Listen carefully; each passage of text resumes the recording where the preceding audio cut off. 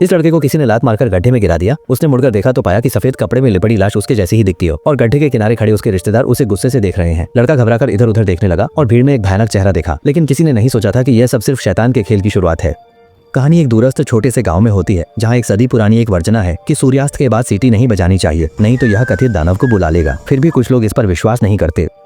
गांव वाले कासान एक दुर्लभ पक्षी का पीछा करते हुए घने जंगल में आ गए। सालाना पक्षी गीत प्रतियोगिता शुरू होने वाली थी। मोटी इनामी राशि पाने के लिए आदमी ने रात के अंधेरे में ढके जंगल की ओर देखा और गांव की वर्जना को नजरअंदाज करते हुए धीरे से सीटी बजाई, पक्षी के साथ संपर्क बनाने की कोशिश की और अंततः एक पेड़ पर उसे पकड़ने में सफल हो गया।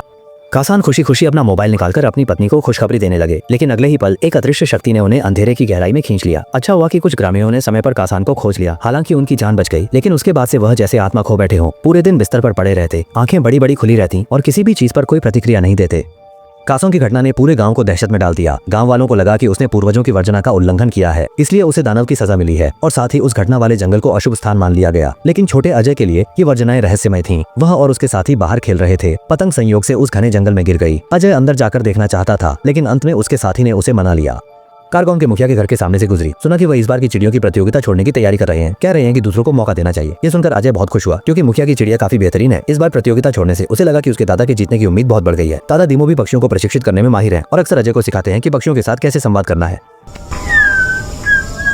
हालांकि दादी इससे बहुत नाराज थीं और उन्होंने उन्हें रात में सीटी न बजाने की चेतावनी दी। तीमो ने मन ही मन बड़बड़ाया, सीटी न बजाकर पक्षियों को कैसे प्रशिक्षित करें। जब रात का अंधेरा छा गया तो अकेले घर में बैठे सरपंच ने दरवाजे पर किसी के दस्तक देने की आवाज सुनी। दरवाजा खोला तो कोई भी नहीं दिखा। फिर से घर के अंदर लौटने पर पिंजरे में बंद पक्षी अचानक बेचैन होकर चिल्लाने और उड़ने लगे। भ्रमित होकर सरपंच ने सामने एक परछाई देखी और आश्चर्यचकित होकर रसोई में गए। वहां भी कुछ नहीं था। अचानक सिर के ऊपर की रोशनी बुझ गई और गांव के मुखिया ने जल्दी से माचिस जलाकर रोशनी की, लेकिन जैसे ही वह मुड़ा एक काली छाया उसकी ओर झपटी। बिस्तर पर पड़े कासान को जैसे कुछ आभास हुआ। उसने अपने हाथ कसकर पकड़ लिए और उसका पूरा शरीर कांपने लगा। और इस समय अजय की दादी अभी भी तीमो को चेतावनी दे रही थी कि अपने पोते को दिन भर पक्षियों को प्रशिक्षित करने में मत उलझने दें। तीमो स्वाभाविक रूप से अपनी पत्नी की चिंता को समझते थे और सोच रहे थे कि कैसे निपटना है। तभी लिविंग रूम से फिर से अजय का सीटी बजाने की आवाज आई। दादा तुरंत वहां गए और प्राचीन निषेधों का उल्लंघन न करने पर जोर दिया, लेकिन अजय ने बच्चे की तरह इसे दिल से नहीं लिया। तीमो ने सोचा और अपनी जेब से एक पक्षी की सीटी निकाली। अजय को इशारा किया कि अगर वह इसे पाना चाहता है तो उसे वादा करना होगा कि वह रात में सीटी नहीं बजाएगा।